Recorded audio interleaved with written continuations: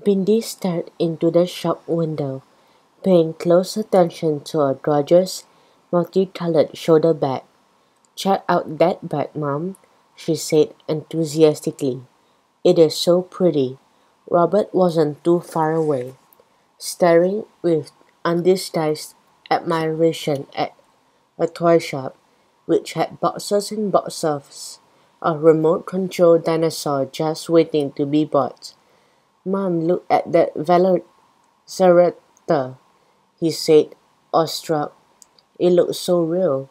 Bindi was now peering closely at the price tag on the bag, looking worried. Um, are Singapore dollars more or less than Australian dollars? Terry laughed. "Less." She glanced at the price tag. "But not that much less." She dragged her kids away from the enormous shopping area that was part of Singapore's Changi Airport. "Come on, you two. Ignore the shopping and let's head towards the baggage lane. Dr. Timothy will be waiting for us." Dr. Timothy Chan was an old friend of the Irwins.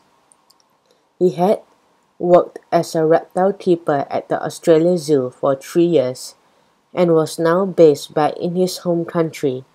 In 2 days' time, he'd be opening a brand new reptile park on the beautiful island of Pulau Ubin. The Irwins had been invited by Dr. Timothy to attend the official opening of the park. So not only were they excited about seeing Dr. Timothy again, they were going to see a whole lot of reptiles, which was doubly exciting.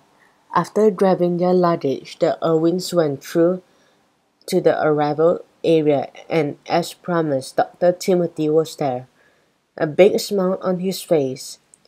"Terry, Bindi, Robert, welcome to Singapore." He gave them all a hug. "You kids are getting bigger and stronger every time I see you. You'll be helping your mom catch crocodiles in no time." Bindi was eager to set her friend straight. "We already do, Dr. Timothy." Robert was not going to be left out. "Me too. Last time we went on a crop research, I helped too." Dr. Timothy smiled. "Now, why doesn't that surprise me? Well, you kids will come in very handy at the Pulau Ubin Reptile Park," he said. "We have got a few crocs, a few goannas, 3 sailfin lizards, 4 different species of frogs, salamanders, rainforest dragons, and of course we have Komodo dragons." Bindi and Robert finished his sentence for him. The Komodo dragon was Dr. Timothy's favorite reptile. The largest lizard in the world, had been an obsession of his since he was a young boy. He had learned everything he could about the lizards and was now one of the world's foremost authorities on the creature.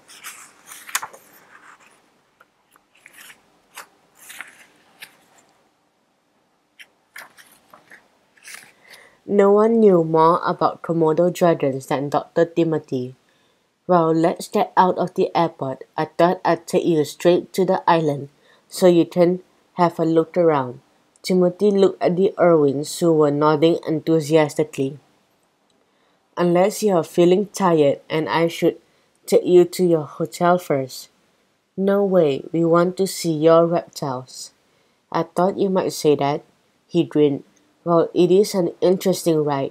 I'll give our drivers to the ferry terminal, and from there we can take a bumboat over to the island." Robert grinned from ear to ear. "Did you say bumboat?" Timothy directed his guests out of the terminal into the humid Singapore air of the parking lot. "Yes, a bumboat. They are traditional barges that have been used around the island and on the Singapore River for hundreds of years. They are also called tongkangs or tuakaus." Mindy couldn't let the joke end there. Will we be traveling by bum cars, Dr. Timothy, or bum cycles? Robert snorted with a laughter, and Bindi dissolved into doodles. Terry just looked at her kids. Sorry, Timothy, my children are well children, and any word with bum in it seems to be too darn funny for the words. He smiled at the kids, who were still doubled with laughter. Ah, I'm afraid this word is so familiar to me, I didn't realize it could also be funny. He considered it for a moment. Yes, I guess it is sort of humorous. He pointed in the direction of his car, and the four walked towards it. Here we are. Dr. Timothy grabbed their luggage and piled it into the trunk, and locking the doors he gestured to the Irwins. Your bum station wagon awaits.